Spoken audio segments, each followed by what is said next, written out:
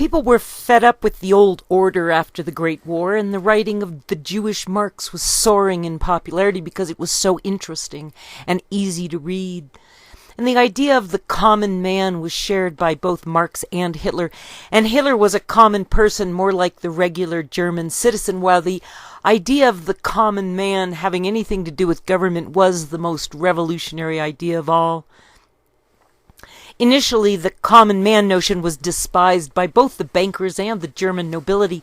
but upon reflection, they decided they could use Hitler's popularity toward their own ends to both stamp out communism and to get the German economy moving again. And in that vein, Hitler was definitely a common man who could appeal to the rioting commies.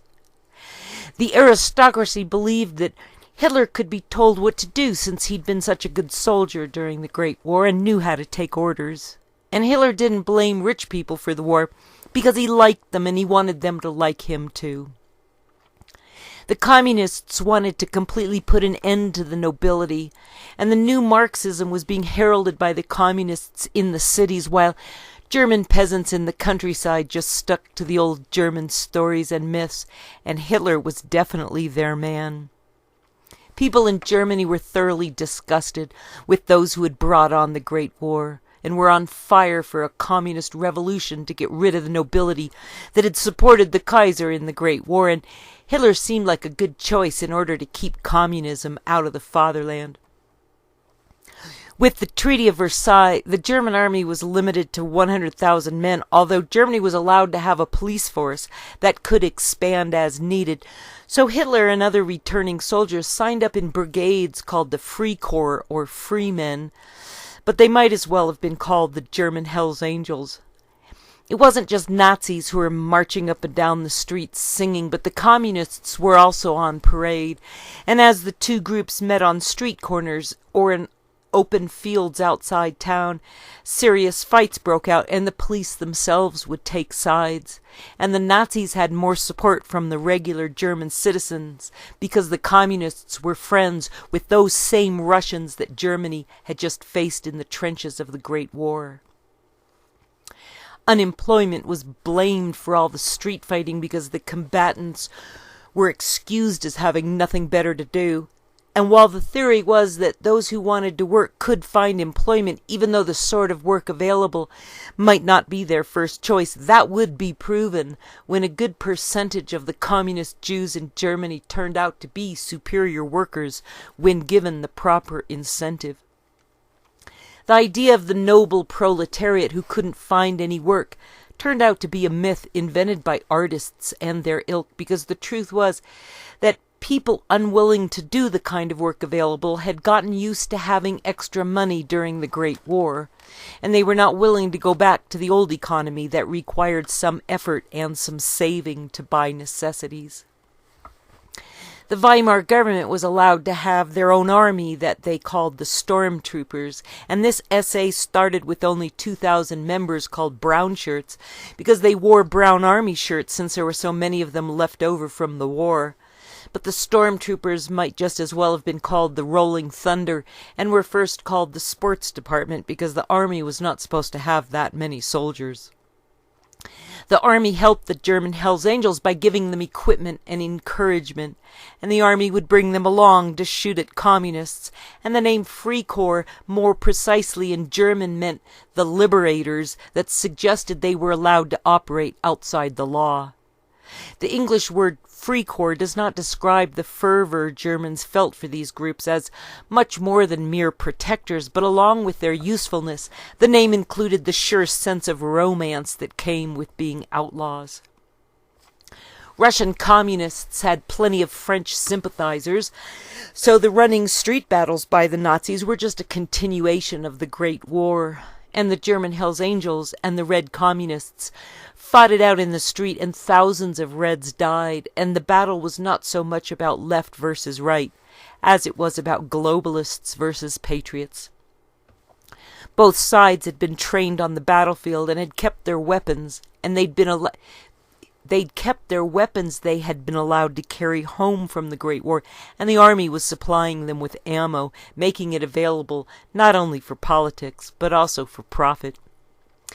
When not fighting communists, the soldiers returned from the trenches would visit the homes of the noble officers in the middle of the night who had betrayed their cause in the Great War, and the stabbed-in-the-back soldiers would hunt them down and rip off their insignia before executing them for treason against the fatherland, while no ordinary German thought of it as murder. On Palm Sunday, in April of 1919, the Reds and their Jewish leaders marched on Dachau while the government put 8,000 men against them, and 60 German Hells Angels died in this fight because both sides had learned on the battlefield not to take prisoners, and hundreds of Reds were killed in retaliation, and Hitler was arrested for inciting a riot, and he went kicking and screaming to jail, comparing his arrest to that of Jesus Christ, and Hitler would spend 5 weeks in jail meditating on the Jewish conspiracy of it all. The communists overthrew the government in Bavaria, and the army and the German Hells Angels marched in to save them, and they wore their talisman swastika armbands while the townsfolk cheered them on, and many military officers were there in Bavaria because they'd fled to escape the night execution squads in Greater Germany. A group of German officers were meeting at the Four Seasons Hotel every week, and one of them was Hitler's old commander, who was a good friend of General Ludendorff, and the commander suggested that Hitler, the trusted motorcycle messenger, was a good candidate for training as a civilian spy for the army. It was illegal for any member of the army to be involved in politics, and these spies were sent for secret training at the University of Munich, and a description of Munich was that the city was like a second Paris, quote, southern atmosphere, blue skies, mountains, a touch of Italy. Unknown, page 322. Hitler's recruitment as spy was part of his probation from getting arrested, and one professor at the Munich spy school thought Hitler had a gift for speaking and helped him to improve his oratory skills. The trenches of the Great War had been a perfect place for interminable political discussions, and Hitler had practiced winning people over with words, and Hitler's fellow students at the spy school spent most of their time discussing the fact that the Great War had not been Germany's fault. Hitler was given a private room because he was bothering the other students, and after class,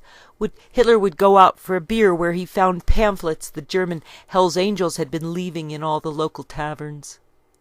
After his training to be a Reichswehr army spy,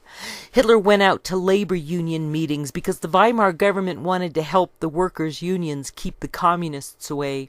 and German business had no room for radical communist labor unions, and Hitler's new boss Ludendorff was, quote, an old and trusted friend of German big business, close quote. The Crime and Punishment of I.G. Farben by Joseph Borken, New York, The Free Press, a Macmillan Company, 1978, page 21.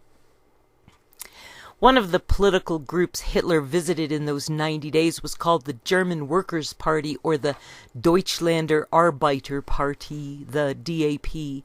And Hitler was paid 20 gold marks per week to keep an eye out for communist agitators sent by the British or the French, who were deporting their own labor troublemakers, and the army knew for certain that the Russians were involved, due to the mystery of how Lenin got back into Russia on that sealed train, and the army also suspected that these foreign agitators were sent in hopes Germany would break the armistice now that the Americans were available to help them finish off Germany for good.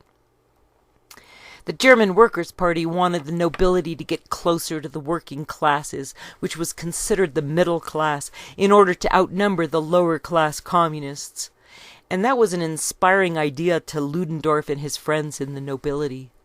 If the working class, the socialists, could get along with the nobility, the nationalists, there would be no reason to fear the uprising of the great unwashed peasant revolutionary communists, the leaders of whom just happened to be Jewish, and their communist doctrine that just happened to have been written by the German Jewish Marx.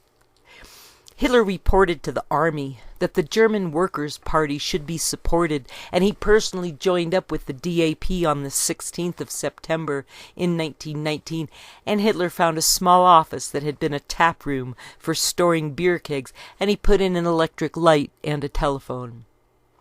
Only 7 members belonged to the German Workers' Party at the time, but it soon became 13, and then 34, and they printed up membership cards, starting with number 501, to make it seem that there were more members, and Hitler was number 555. They printed some leaflets and announced a meeting on the 16th of October. In 1919, where 70 people showed up, and Hitler gave his first speech, but it didn't make the newspapers. And they had another meeting on the 13th of November where some people in the audience tried to shout him down, but Hitler's friends beat them up. While some members thought that meeting every 2 weeks was too much, Hitler asked for a meeting every week and won, so they began meeting every week. One reason Hitler was so popular was because the name Hitler in German meant hot guy, and Hitler also liked to be called Wolf, saying it was the primitive name of Adolf. Hitler had been born on the 20th of April in 1889, and Hitler was born when his mother was on her 3rd husband, just after the heir to the Austrian throne, Rudolf, had committed suicide. Hitler's grandmother was Maria Anna Schicklgruber, and she had worked as a maid for the Frankenbergers in Graz, Austria,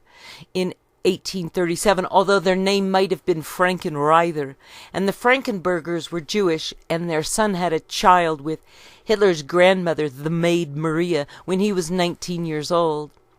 Hitler's grandmother had been named after the revered Maria Theresa, and 1/3 of all children born in Austria at the time were illegitimate, and when her son Alois was born, the senior Frankenberger paid child support to her for 14 years. Alois Schicklgruber changed his last name to Hitler in 1876 and married his 3rd wife Clara in 1885, who was 23 years his junior, and her first child would be born 5 months later. The new wife Clara gave Alois Hitler 6 children, and Adolf was the 4th born, while the first 3 children died before their 2nd birthday, and the 5th child died right before his 6th birthday, and the last child, Paula, would survive. Alois had married a woman named Franziska, and already had 2 children, and Alois and Angela, the boy born illegitimate, and Angela had 2 children, and Angela called Gelly, and another boy, and Adolf's father bought a farm, but it was a failure, and he would beat both the kids and the animals. Adolf Hitler didn't have girlfriends in high school, but told fairy stories about German warriors in the Crusades, and he did not fight with his father about wanting to be an artist, but about his bad grades, and Adolf Hitler quit school at age 16 to spend 2 years painting pictures of buildings, but he would rarely put people in his paintings except as small dark stick figures. Before the Great War, there was little homelessness in Germany, because the government provided workmen's halls where men could either pay for their shelter or trade their rent for work, and they had shower facilities with disinfection stalls and a live-in staff including a barber, a tailor, a shoemaker, cooks in the kitchen, and a free medical dispensary. Anything needed for work, such as tools, were also free, and the German government was also sending monthly checks to the unemployed Germans living under French rule in Alsace-Lorraine. The Germans loved the state for what it provided to them, and Hitler was collecting an orphan's pension after his father died in 1903 and his mother died in 1907. And when Hitler became homeless for 90 days, he slept at the amusement park or in bars and only went to the workers' barracks once because he was not a worker. Sometimes Hitler went to a shelter run by a generous Jewish man, and sometimes he ate soup at the church, and Hitler would shovel snow for a few cents or carry luggage at the train station, and he made postcards and then painted small watercolors and would sell them on the street. Some Jewish art dealers would buy them, and once Hitler sold these Jews his coat, and he tried panhandling but failed at being a beggar, and he got into a fistfight with some workers over politics, and then Hitler tried to get into art school but was rejected. His aunt sent him a little money in December, and then she died and left him a little more, and he was still receiving his orphan's pension, so he told the court to give his share to his sister, and Hitler continued cooking his own food and wearing ragged clothes and keeping his hair long, and he grew a beard. Hitler spent a lot of time in his room reading books, but not the sort of thing taught in schools. Instead, he read popular novels and war history books and old German folk stories from before the Middle Ages, when knights in shining armor with their skill at slaying dragons were sung about in the lost German rhyming book of chivalry. Everyone in Vienna had to register their address with the police every time they moved, and when Hitler went to Munich in May of 1913, he once told the police that he was a writer, but mostly he claimed to be an artist. Hitler knocked on doors and visited beer halls to sell his art, and when Hitler received his Austrian draft summons, he was rejected by the draft board as not strong enough to carry a gun, so Hitler applied a second time and was allowed to go to the Great War as a motorcycle messenger. Hitler loved being a soldier, and it made him feel useful and worthy, and the bike was a hoot. Germany used a shaft drive instead of chains, and the cylinders stuck out to the side for better air cooling and for crash protection, and getting around on the motorcycle during the Great War was more fun than a soldier in the trenches ought to have.